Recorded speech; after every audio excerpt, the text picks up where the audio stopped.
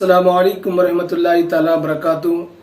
इस वीडियो के अंदर हम बात करने वाले हैं कि अगर कोई बंदा ये ख्वाब देखता है कि उसके घर बहुत ज़्यादा पैसे आ गए हैं, या ख्वाब में ये देखता है कि उसके पैसे घर से बाहर चले गए हैं, उसने पैसों को घर से बाहर डाल दिया है, तो इस ख्वाब की ताबीर क्या होगी। तो हजरत इमाम इब्न सीरीन ने फरमाया, अगर कोई बंदा ये देखता है कि ख्वाब में उसके पास बहुत ज्यादा पैसा आ गया है, तो ये इस बात की दलील है कि वो शख्स किसी से झगड़ा करेगा या बहुत ज्यादा गम के अंदर मुब्तला होगा।